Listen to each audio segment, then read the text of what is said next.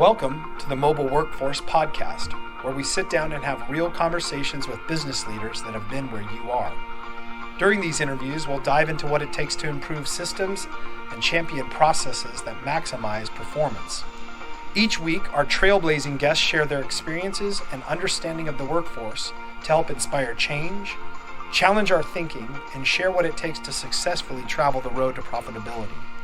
Now here's our host, co-founder and chief evangelist of About Time and WorkMax, Mike Merrill.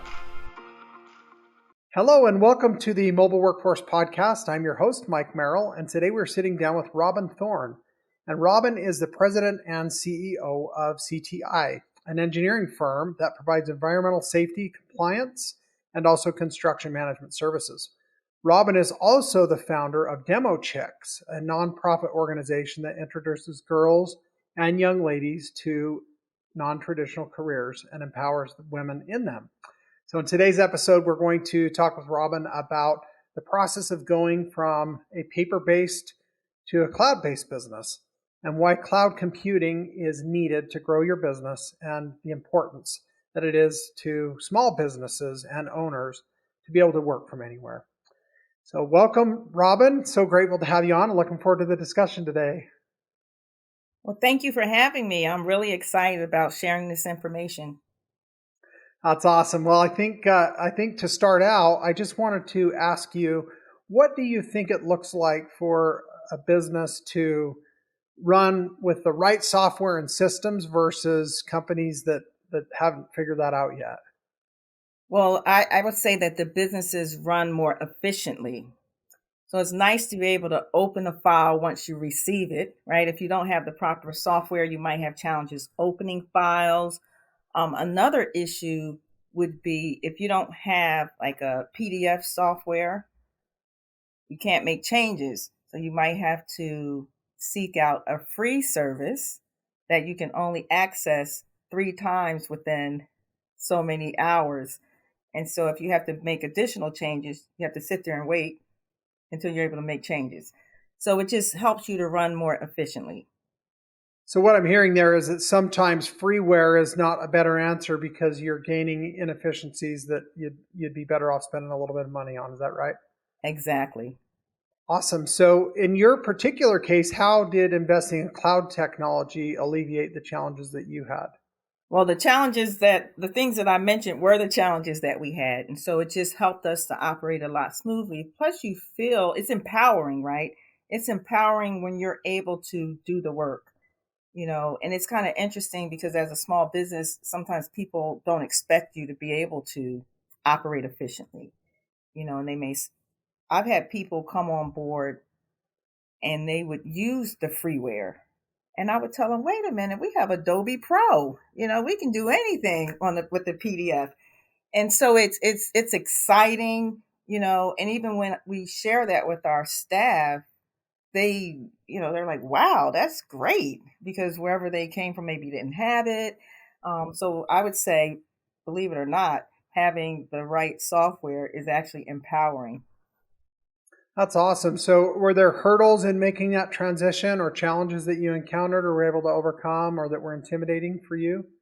Yeah, actually, the biggest hurdle was me.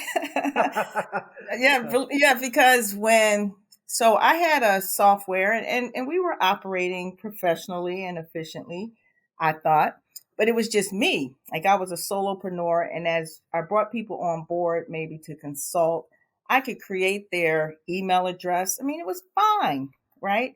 And then when I finally decided to look into outsourcing IT, and he was trying to get me to in the cloud, it was uncomfortable, right? Because it was different. And I wanted everything to be on my PC. It's like, what does that really mean, being on the cloud? And because I had set up my systems, everything was personal. So we had to go from personal to business. And then he was telling me each person we brought on board had to have their own license. And I'm like, well, that's money, So it was just the things like the additional expenses that I wasn't accustomed to. And it didn't cost that much, but it was just, mindset, like getting beyond me. And then trusting that this person actually knew what they were talking about and what the systems they were introducing would actually work and help us to be more efficient. Yeah, I love that. So, if you could share with the listeners, what are some tips or thoughts that you've had that you could share with others that are maybe a small business owner looking to make these types of changes like you already did? Is there any hints you could give them? I would suggest that they do research independently of the person who's trying to sell them the service, right? Just to research and find out what other people are doing, like talk to other small business owners, because oftentimes sales folks may try to sell you more than what you need. And that was a concern of mine. Like, do we really need all of this, or do we really need that program? So it's important for them to understand what their needs are in terms of software, and talk to other people to get information from them.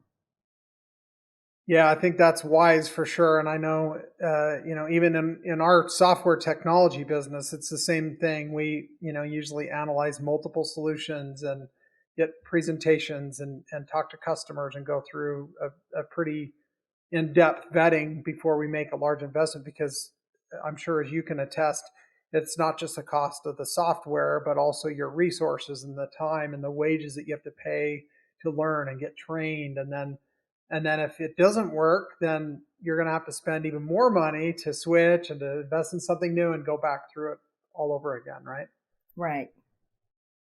So in your particular case, how did you handle rolling out new software systems in your small business?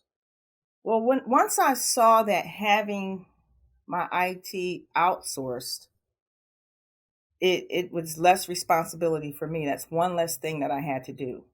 So we have employees who work off site, and our client doesn't pay. Um, we have people who work off site, and our contract does not include IT support. So if we have IT issues, we have to be able to resolve them. And I wanted to show my client that we were a professional organization and we were able to deliver on the service. So I didn't need to show up trying to fix my employees' IT issues. It was better for me to be able to send someone who was a professional who knew exactly what he was doing. And so that was one of the so a contract was one of the factors that contributed to me deciding to outsource. Okay, and going through that journey of growing to where you mentioned the word solopreneur. I like that term. To actually having staff and other people that you needed to involve. You mentioned that you found that you were the bottleneck. Sometimes you had to get out of the way. Maybe dive a little bit deeper on that. How important was having cloud technology in helping you to work through that? Well, having the cloud technology meant that I didn't always have to be involved, because they didn't have to ask me to send them a file or where is this filed. It was in SharePoint. That's what we use. We use the SharePoint system. So we have a filing system where things are categorized and people have access to it. So they didn't have to wait to find out where documents were or wait for me to send them a document. They had access to it. Well, it sounds like there was actually quite a good time savings of your own personal time as well, to not have to hand them and deliver everything to them and direct them in every case where they just had access on their own. Is that right? Absolutely, yes. And they had access to the latest version too. They Oh, didn't there have you to go. check through your emails to see what was sent and when was it sent. And you know how you create documents and you call it version 1, version 2, version 3. And people still mess that up, right? But being able to go into SharePoint, you know that the document there is the latest and the greatest. Yeah, so you're saying if there's a change order or something, somebody's not accidentally working off of the old version. Is that right? That's if everyone is following the protocol, right? Because there's a human factor, so there's a chance for error. But we set up the systems in a way to make it more efficient. And we have to train people and retrain people. And then there's someone that has to do a quality check to make sure that the files are being filed properly. Okay, so you're talking about collaborating with people on your team, but it also sounds like there might be value in what you can share with external folks like your customers. Is that right? Well, one of the things that we were able to do is we have subcontractors that work on certain projects. And instead of having to email back and forth with them, we're able to create a new folder and give them access to only that folder so they don't have access to all our other intellectual property and interact with them. So there's no emailing back and forth. The files are stored there. And sometimes the issue is that the file is large and it's difficult to email something large or we're sharing photos. So we can provide our subs with access to a folder and be able to work with them more efficiently as well. Yeah, that's nice. So are there some other examples of where technology really helped you to keep a project going when you ran into issues? Any examples you could share? Well, there was an incident where I was giving a speech back in my alma mater, Drexel University, give them a shout out. Nice. And and I was working on my speech on my laptop. And so I decided to stay on campus overnight, at the hotel. And I left my laptop at home. And I was thinking, wow, I wasn't finished my speech. I need to read over what I wrote. And I was able to use my mother's iPad to log into the cloud to access my speech. And that was amazing. I said, this made it all worthwhile. Yeah, that's a great example. Actually, you're not only, like you mentioned, not only more current versions of things, but even for your own self, right? Where that cloud has just right where you left off at the last moment, as opposed to trying to back something up or email something to yourself or go through those other steps. So that's a great example. Any other like job application side of things that come to mind? Well, one of the things I think is really important as a safety company, we do site inspections. And this is something that we're working to perfect because I always think there's always a human factor. You have to consider that with technology. And so if I have an inspector out on site and for some reason he loses the documentation, because sometimes what people will do, they'll have a checklist and a paper checklist and they're checking off and they're recording their inspection there. But it's better to have an electronic device, the iPad or a tablet, and be able to enter the information and upload it in real time. And so whether that inspector makes it home, they decide to run off to Tahiti or wherever, we still have the documentation. Because it's nothing like telling the client, oh yeah, we were out at your site, we did the inspection, but we lost all the paperwork. Can we come out again? Oh, wow. Yeah. So do you feel like that has helped you to win additional business or look better for a client? I mean, are there some examples where just because of this type of technology adoption, it really blessed your business in other ways than just that one particular situation? Well, it's a competitive advantage. It's something that we can sell because when we're out marketing, there's always what sets you apart from, everyone else. And we can sell that as one of our competitive advantages, is that something that we can offer. So you're actually marketing that you use these type of technologies, and because of that, you're actually a better service provider for your customers. Absolutely. Yeah, I love that. So as we know, and you've alluded to a little bit, technology and software systems, they're not, some of them are cheap, but some of them certainly aren't. So how does somebody measure the benefits or the ROI for systems like these before they take that plunge and make sure that they actually get that return on their investment? Well, for us, it wasn't really an issue of measuring the return on investment. It was something that was done out of necessity. It's like you either operate efficiently or you struggle. You either, try to send this large file or you go to Dropbox or, you how do we send this? Do you use this system? Do you use that system? No, you share it. Right. So I think it was more just out of necessity and it just made sense. And when I look back on it, it's not that big of an expense. One of the challenges for me, like I said, I had to get out of my own way. Each time someone came on board, we had to pay a monthly fee, but it's not that big of a monthly fee, right? So for them to have access to the Office 365, for them to have access to Adobe Pro, it's just the cost of doing business. We're a small operation. We're about 13 employees, so we have 13 licenses. But it pays for itself over and over and over. Because initially I used to think, well, does that person really need Adobe Pro? Do they need a full license? No, we need to make sure that all of our people are fully equipped at any given time if they need any of the software. And that's just a decision that I made after I saw how easily it was to function, with these services or with the software. Yeah, it reminds me of the old adage, tripping over dimes to pick up pennies. Sometimes we look at it that way, and what you're saying is, no, those you're passing the pennies so you can pick up dimes. Is that right? And that's what I'm saying. Absolutely. So within, it sounds like you've brought up, Adobe, you've got Dropbox. I mean, I think just casually speaking about this, I heard you mention at least 5 or 6 different solutions. Are there any that you still use today that are installed systems, or is your whole business online? Oh, that's funny too, because part of the transition was because remember when you used to actually install programs on your computer now, so everything's in the cloud. That was a tough one.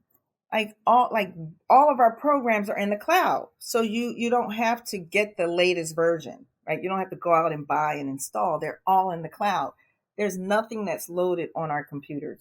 I mean, we have one employee and they just went into the cloud.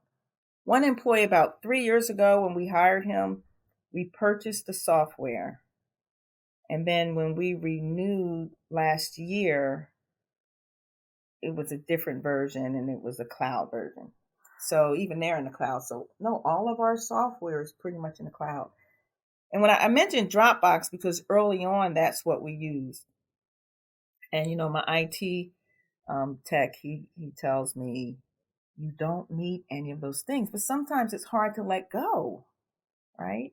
It's hard to let go if you're accustomed to using Dropbox and some of the other programs where you store all your documents. Yeah, no question about it. And it's interesting. It sounds almost like on this discussion, you discovered, oh wait, we are in fact entirely on the cloud, and maybe it happened right underneath your feet, and you almost didn't realize it. Is that right? I didn't realize it. I'm thinking, wow, that's true. And when he told me, I'm thinking, how can Word be in the cloud and my documents are on my computer? It just was. And then I said, you know what? He's a professional. He knows what he's doing. He's vetted. Like, he's been doing this for years. Just trust the process. Okay, but one thing, I did not want to let go of my desktop. Now, I do have a laptop, but I just said, I don't want to have to carry my laptop with me all the time. What if I don't want to carry it? And so I was determined to keep my desktop. He tried to take it from me, and I was like, no. So we all do have laptops. I have a laptop, but I just don't want to carry it all the time. Yeah, fascinating. I've noticed that in my life too. Everything that I have is mobile. Everything that I have is in the cloud. So there's just, it's hard to buy on-premise enterprise software anymore that could even be installed even if you wanted to. So what about printing? I mean, is this type of technology adoption allowing you to not have to print so many things like you may have had to do in the past? I actually like to print. I don't like to print like 100-page documents. I don't like to print 100-page documents, but I do like to print to proofread. And also, when you think about ergonomics, just being on the computer all the time, sometimes I look at my staff and I say, how can I get them off of the computers? Because that's all we do, right? All day we're on the computers. You got the carpal tunnel issues. You got things going on. And so I actually encourage them to print things sometimes, to read, proofread especially. But other than that, it works with the technology because another thing that we're wireless in the office, right? And I didn't know you could be wireless in the office. You have to have the wires coming out of the walls. Not necessarily like our phones are wireless inside the office and the printing's wireless. It's just amazing how much, can happen out in the cloud. Yeah, that's another great example of the benefits that this type of technology provides to us. So I think one thing I'm hearing is that you've mentioned, trust the process and recognize that you're often dealing with professionals, even if they're in sales. They might be trying to sell you an upgraded module or something, potentially a little more than you might require immediately. But if you're vetting things properly and you put a little bit of trust in the technology side of things, it sounds like it's been a blessing for your business, and you recommend that others do the same. Is that kind of where you're landing on this? Absolutely. And you also have to think about where you're going because that was one of the challenges. He kept saying, well, when your folks are doing reports out in the field and they need to upload them to the cloud. And at the time, nobody was really doing the reports out in the field. And I was like, oh, we don't need to do that. It's okay. It's all right. You know, we don't have as many people as your other clients. So we're good with the paperwork. And look at where I am today. Everything that he told me 2 years ago, we're doing it. So the expectation as a small business is that you're going to grow. So you may have to grow into your software, but just don't overdo it because there's outside of the cloud. I mean, there's the CRM, there's project management software. There's all this software that I felt the time we spent trying to manage it would be wasting time. So at this point, like we don't need all of that software. So just knowing what you need and what you'll need maybe in a year so you can grow into it, as opposed to just having all this software just to have it. And it really doesn't help you because it takes more time to figure it out or you're forced to use it. Like if you have a CRM, if you have a Salesforce with a CRM and you need that, or can you use an Excel spreadsheet for now? Like what is it that you need? Yeah, that's great advice. I think one of the other things that I'm hearing you say is that there should be some kind of a reasonable expectation on not just cost but the timeline. And um, can you talk about that just a little bit more? Yeah, and it depends on the type of business you do because our projects don't have 15 steps or the steps aren't all laid out. Like one step is predicated on the previous step. So we may not be able to lay them all out. So some of the software, project management software, requires that you lay out all the steps and the timelines and so on and so forth. But that doesn't always work for us. And wanting to appear professional or be efficient, we try to use them and I struggle with it. Like, why isn't this working? Well, the types of projects that we have, that's not the type of software we could use. So just being mindful of the application and if it really applies to your business. Yeah, lots of great nuggets of wisdom here. We've really appreciated having you on to discuss these. So, as a takeaway, is there one main point that you hope people walk away with from listening to our discussion today? I would say be open to change. Be open to change, but also be wise, right? Don't change for the sake of change, but do it because you're ready to grow. There's a need for it. If your systems are archaic, just be open to having someone show you a new way of operating and making your operations more efficient. Just be open minded and get out of your own way. That's great stuff. So, a couple quick questions before we wrap up, if you're all right with it. What's one thing that you're grateful for in your professional life? I would say all the opportunities that are being presented to me. I mean, I worked very hard over the years. And one of the things I always say is that you have no control over the result. Like you don't know when the results are going to come or when the win is going to come. But I'm seeing like years of work and networking and blood, sweat, and tears. And my phone is just constantly ringing. opportunities are popping up and we're landing contracts. And so I would say I'm seeing the fruit of my labor. So I'm really excited about that. The hard work is paying off. Well, that's awesome. I love that. So to wrap up, last question. What is Robin's superpower when you put your cape on before you get ready to do something cool? What do you feel like that strength is for you?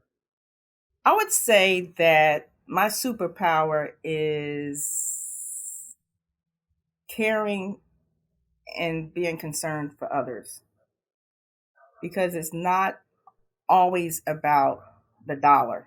Like, that's not always the bottom line. When you look at people that you do business with, you look at people that we employ, they're people first, right? And we want to interact and do business with people that we feel good about, right? People that have integrity, people who are honest. So I always share with my team that every opportunity isn't the best opportunity. Like, everything that glitters isn't gold.